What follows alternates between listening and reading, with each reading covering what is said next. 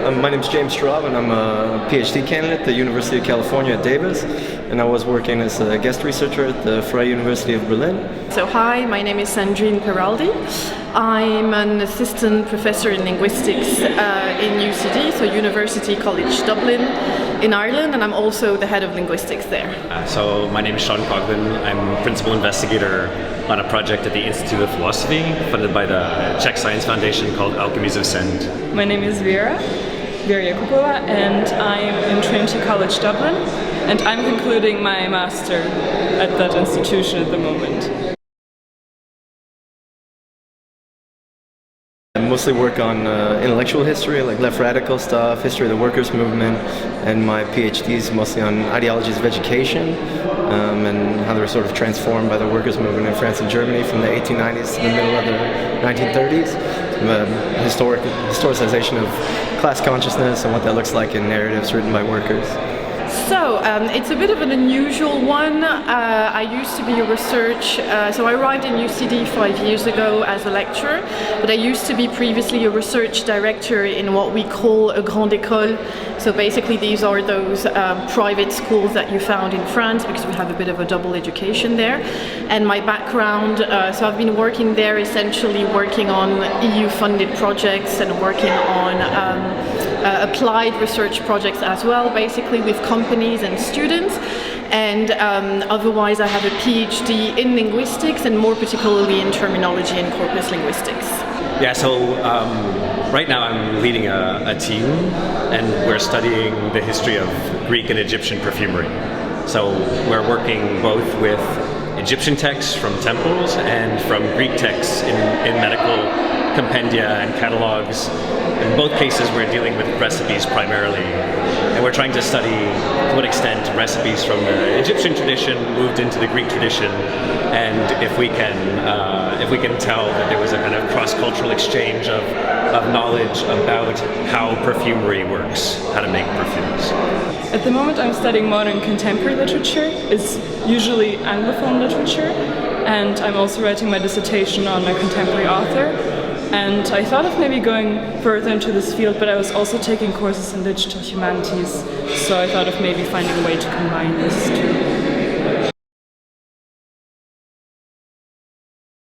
I used to work, after my bachelor's, I worked in IT for a while. It was definitely not related to coding or data analysis or anything, but it's always sort of an interest of mine, and it's not the best job market in the world when you've got a PhD in comparative literature, and so there's a lot of kind of more interesting projects going around about digital editions or things that are kind of tangentially related to digital humanities, and some opportunities in Berlin that I'd like to pursue. So I thought, like, okay, go to a workshop, check it out, see if I like it, and then hopefully have a better sort of framework to keep going and know, okay, do I want more data analysis? Do I want to try to do more back-end stuff and actually learn to code?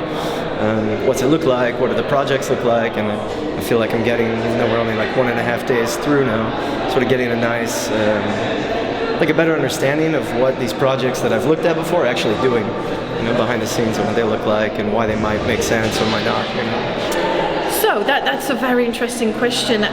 So as I said, I do corpus linguistics. I'm trained essentially to do, I would say, discourse analysis, but I don't have a background in computational linguistics as such.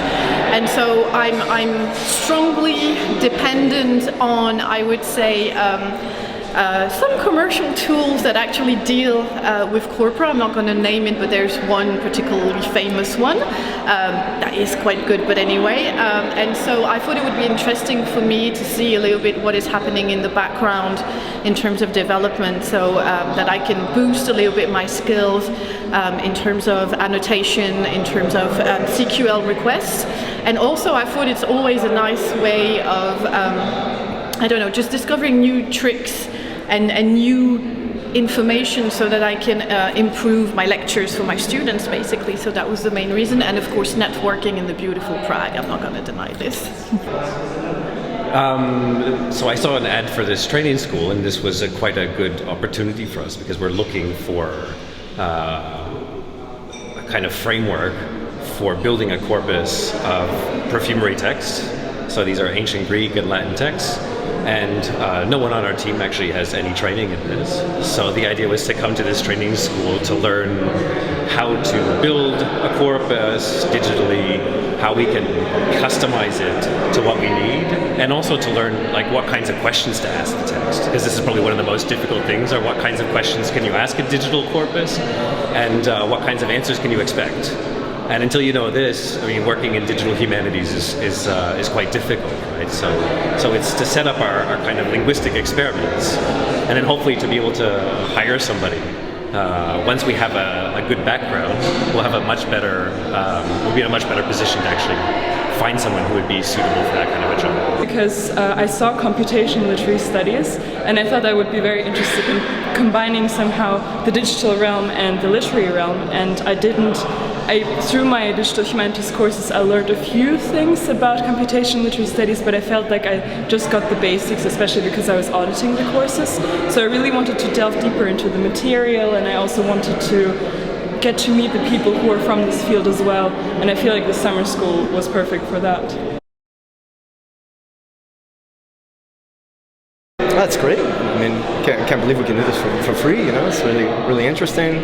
Hit the ground running, sort of learn a lot of stuff, and I think maybe do a pretty good job of picking people up where they're at. And so it was great that we didn't have to know anything coming in, but if some people do, and they've got really competent people to answer their questions, and a lot of hands-on time, I'm just really happy to be here. So far, well, first of all, I would like to say that the crowd is absolutely brilliant. Like, the people are so nice. The trainers are very nice. We're very well, nicely taken care of.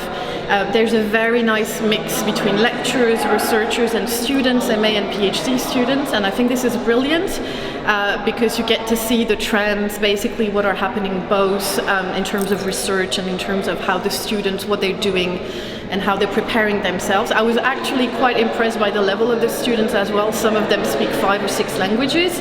It's very impressive. So this is great. And in terms of the teaching, I think the first day was a little bit tricky in the sense that you're given a lot of information. It's very dense. But today I kind of feel everybody seems to be more confident and really going well with the training. I think there is quite a high level, so you should not be afraid of using tools. It is quite fast-paced as well, but each time you have a question, you know that the trainers, the lecturers are going to be there to help you out.